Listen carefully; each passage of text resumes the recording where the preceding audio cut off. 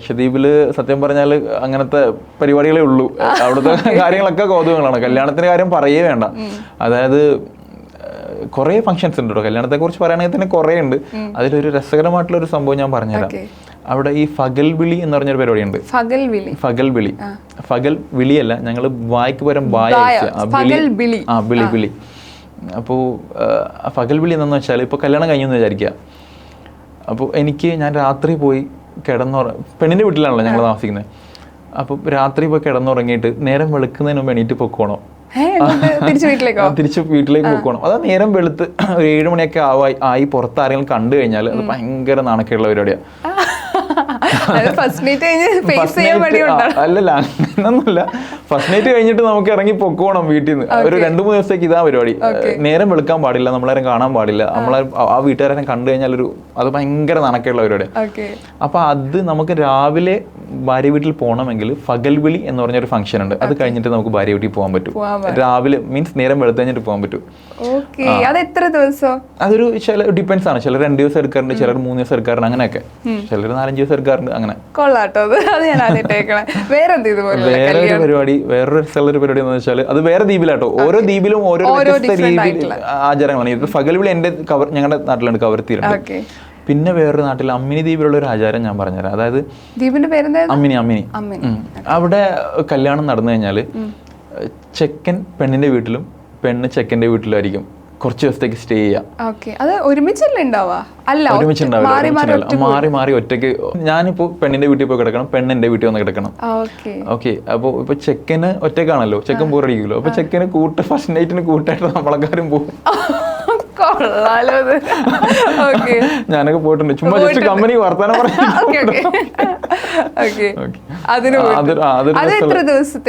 അതും ഒരു 4-5 ദിവസത്തേക്കൊക്കെ അങ്ങനെയാണ്. ചിലർ 2 ദിവസം 3 ദിവസം 4 ദിവസം അങ്ങനെ.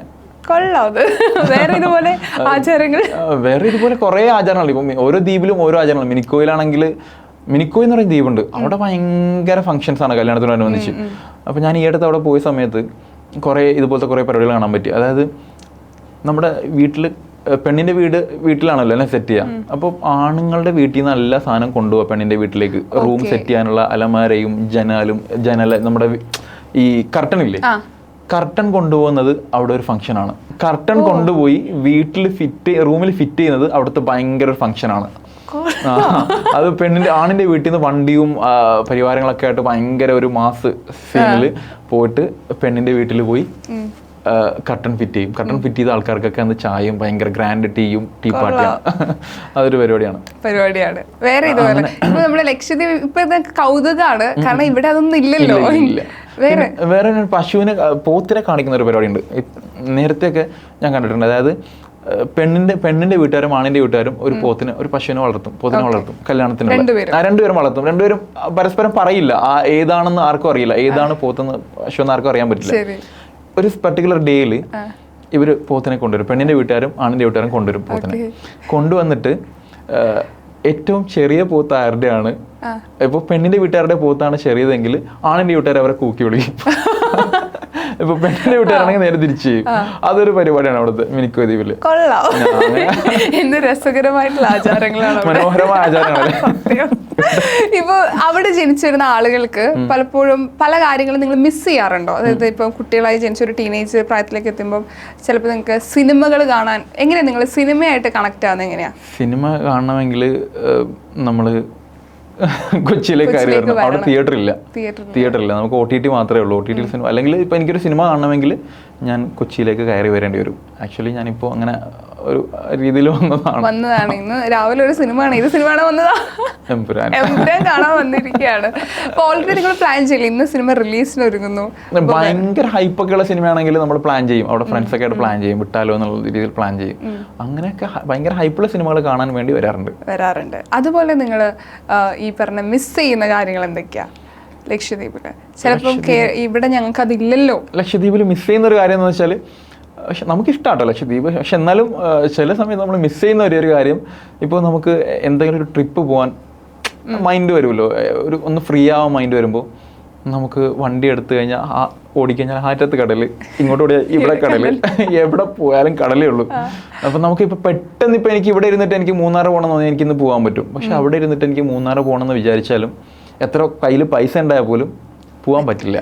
അതിന് ഷിപ്പ് ഷെഡ്യൂൾ നോക്കണം, അല്ലെങ്കിൽ ഫ്ലൈറ്റ് നോക്കണം, അങ്ങനെ അതൊക്കെ നോക്കിയിട്ട് നമുക്ക് അത് ചെറിയൊരു കണക്ടിവിറ്റി എപ്പോഴും ഒരു ബുദ്ധിമുട്ടുള്ള ഒരു പരിപാടിയാണ്.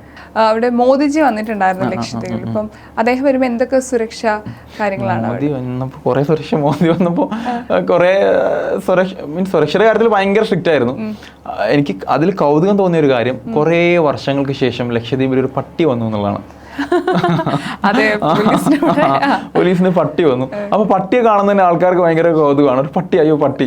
ഞാൻ പട്ടിയുടെ വീഡിയോ ഒക്കെ ചെയ്തിട്ടുണ്ട് കുറെ കാലങ്ങൾക്ക് ശേഷം, ലക്ഷദ്വീപ് കണ്ട പട്ടി എന്നൊക്കെ പറഞ്ഞിട്ട്.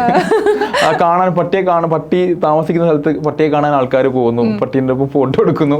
അല്ല, അപ്പൊ നിങ്ങൾക്ക് അവിടെ ഡോഗിനെ വളർത്തിക്കൂടെ? അങ്ങനെ വളർത്താൻ പാടില്ല? നമ്മുടെ ഒരു ഈ മുസ്ലിംസ് പൊതുവെ ഡോഗിനെ ഒരു ഹറാമായിട്ട് കാണുന്നത് കൊണ്ട് അവിടെ അങ്ങനെ വളർത്തുന്നില്ല എന്നുള്ളതാണ്. ഇപ്പൊ മോദിജി വന്ന സമയത്ത് എവിടെയാണ് താമസിച്ചത്? നിങ്ങൾ നന്നായിട്ട് ട്രീറ്റ് ചെയ്യുന്നറിയാം. എവിടെയായിരുന്നു അദ്ദേഹത്തിന് താമസം ഒരുക്കിയത്? മോദി വന്നപ്പോൾ താമസിച്ചത് ബംഗാരം ദ്വീപിലായിരുന്നു. ഓക്കെ, ബംഗാരം ദ്വീപിലായിരുന്നു പുള്ളിയുടെ വൺ ഡേ സ്റ്റേ ചെയ്തത്. പിന്നെ കവർത്തിയിൽ വന്നിട്ട് ഒരു 4 മണിക്കൂർ 2 മണിക്കൂറൊക്കെ അതിനുശേഷം 2 മണിക്കൂറെന്ന് തോന്നുന്നു എനിക്ക് ചെലവഴിച്ചു, പുള്ളി പോയി. പക്ഷേ 2 മണിക്കൂറിന് ഞങ്ങളൊരു 2 മാസത്തോളം കഷ്ടപ്പെട്ടു. അവിടെ അവിടുത്തെ സർക്കാർ ഉദ്യോഗസ്ഥന്മാർക്കൊക്കെ പണിയായിരുന്നു, ഫുള്ള് പണിയായിരുന്നു. ഇപ്പൊ അവിടുത്തെ ജനങ്ങൾ പോയി കണ്ടോ? അദ്ദേഹം സംസാരിച്ചോ? എങ്ങനെയായിരുന്നു? ജനങ്ങൾ പോയി കണ്ടെന്ന് വെച്ചാൽ കുറച്ച് ആൾക്കാരൊക്കെ പോയി കണ്ടു. പിന്നെ സ്റ്റേജിൽ പുള്ളി സംസാരിച്ചിട്ട് പോയി എന്നുള്ളതാണ്. അത്രേ ഉള്ളൂ. എങ്കിലും നിങ്ങൾക്കൊരു നമ്മുടെ നല്ല വരുവാണല്ലോ പ്രധാനമന്ത്രി, അപ്പൊ അതിന്റെ ഒരു ക്യൂരിയോസിറ്റി നിങ്ങൾക്ക് ഉണ്ടാവല്ലോ. ക്യൂരിയോസിറ്റി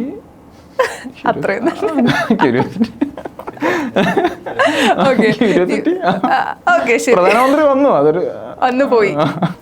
ഇപ്പോ ലക്ഷദ്വീപില് ഞങ്ങൾക്ക് അറിയാത്തൊരു സീക്രട്ട്, കാരണം ഞങ്ങൾക്ക് അറിയില്ല. ഞങ്ങളിപ്പോ കുറച്ച് കാര്യങ്ങളെ ലക്ഷദ്വീപിനെ കുറിച്ച് കേൾക്കുന്നത്. ഇപ്പൊ സെർച്ച് ചെയ്താലും കുറച്ച് കാര്യങ്ങളെ വരുന്നുള്ളൂ. ഇത്ര ദ്വീപുകളുണ്ട്, ഇങ്ങനെയൊക്കെയാണ് കാര്യങ്ങൾ, ജനവാസ യോഗ്യ ഇതാണ്, ഇവിടുത്തെ ജോലി ഇതാണ് ഏറ്റവും കൂടുതൽ എന്നൊക്കെ പറഞ്ഞിട്ട് കുറച്ച് കാര്യങ്ങൾ കേൾക്കാറുള്ളൂ.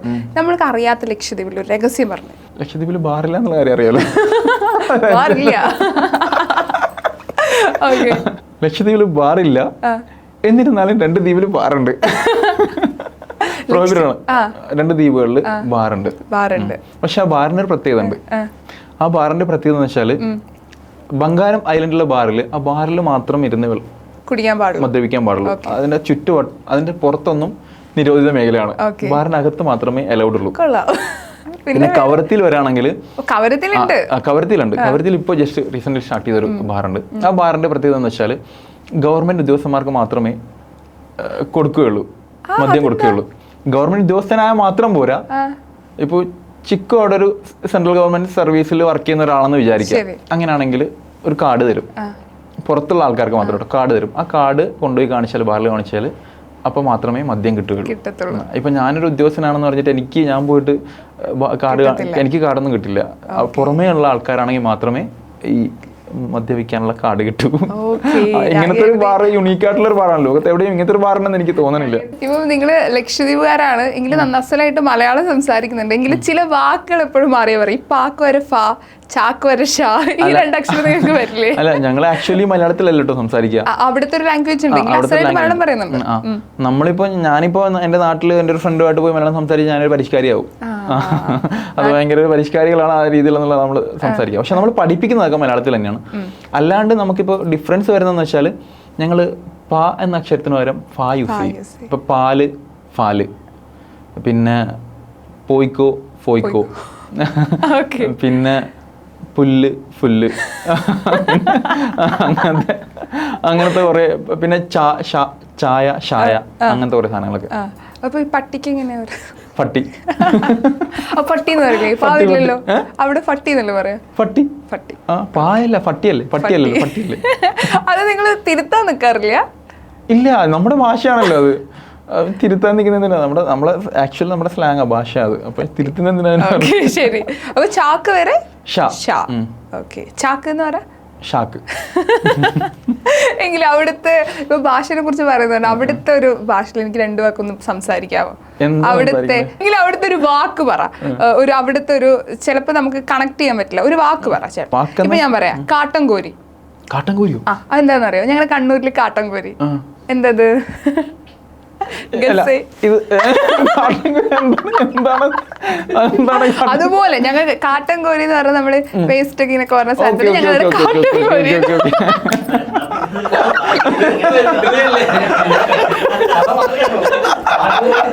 ഓക്കെ, നിങ്ങൾ അവിടെ വേറെ അർത്ഥമുണ്ടോ കാട്ടൻ കോരി? ഓക്കെ, അതേപോലെ ഒരു വാക്ക് ഇങ്ങോട്ട് ഞാൻ ഐഡന്റിഫൈ ചെയ്ത് പറയണം. വിളക്ക്. വിളക്ക്, വിളക്ക്, വിളക്ക്, വിളക്ക്. ആ വിളക്കിനായിരിക്കും വിളക്ക് എന്ന് പറയണത് അല്ലേ? സിമ്പിൾ. സിമ്പിൾ ആണല്ലേ, കുറച്ച് ടഫ് ആണല്ലേ. ടഫ്. ഫെങ് ഒരു വാക്കായിട്ട് പറയോ? അപ്പൊ എനിക്ക് ഐഡന്റിഫൈ എളുപ്പമായി. ഫെങ്. ആ എന്താ എന്താ എന്താ എങ്ങനെയാണ് ഫെങ് എന്ന് പറയണത്? ഒലക്കയുടെ മൂട്. അതാണ് അതിന്റെ അർത്ഥം. ഒലക്കയുടെ മൂട് വേറെ. ഫെങ് വെള്ളം. വെള്ളം. തണ്ണി. തണ്ണി. ഓ, ഞങ്ങള് തണ്ണി എന്നാ പറയാ. തണ്ണി. ഫെങ് കൊള്ളാട്ടോ, അത് ആദ്യമായിട്ട് കേൾക്കണേ. ഫെങ്. പിന്നെ കാവിനി. ഹെൽപ്പ് ചെയ്യാരെങ്കിലും. കാവിനി അല്ലേ? എന്തായിരിക്കും? ഭംഗിയുള്ള ഭഗവതി എന്നൊക്കെ പറയുന്നത്. എങ്ങനെ കിട്ടി കറക്റ്റ് ആയിട്ട്? ആണോ? അല്ല, കല്യാണം. കല്യാണം. കല്യാണത്തിന് കാവിനി. കുക്കുളു. കുക്കുളു. കുക്കുളു. കുളിക്കുന്നതിനാണ്. അല്ല, കോഴി. കോഴിക്ക് ഇങ്ങനെ പേര് കുക്കുളു. കുക്കുളു. Okay okay. വേറെ ചേട്ടാ, ചേട്ടന് കാവിനി പെട്ടെന്നുണ്ടോ? കാവിനി കഴിഞ്ഞതാണോ? കാവിനിക്ക് താല്പര്യമുണ്ടോ? കാവിനിയെ കുറിച്ച് എന്താണ് അഭിപ്രായം? കാവിനിയെ കുറിച്ച് അഭിപ്രായം പറഞ്ഞാൽ കാവിനി നല്ലതാണ്. നിങ്ങളുടെ ഭാഷയിൽ തന്നെ മറുപടിയാണോ? ഞങ്ങളെ ഭാഷയിൽ പറയണോ? പറയണോ? ഞങ്ങളെ ഭാഷയിൽ പറയണോ അതോ മിനിക്കുള്ള ഭാഷയിൽ പറയണോ? ഏതാ കുറച്ച് മനസ്സിലാവാത്ത ഭാഷ? മിനിക്കുള്ള ഭാഷ ഒട്ടും മനസ്സിലാവില്ല. പക്ഷെ ഒരു പ്രശ്നമുണ്ട്, അറിയില്ല. എനിക്ക് ഒരു സത്യം പറഞ്ഞാൽ എനിക്കൊരു ഭാഷ അറിയില്ല. ഓക്കെ, ചേട്ടന്റെ കല്യാണത്തെ കുറിച്ച് പറഞ്ഞോളൂ. അല്ല, ചിക്കുനെ കല്യാണം കഴിഞ്ഞാണോ? ഇല്ല. താല്പര്യം. ഓക്കെ, അപ്പൊ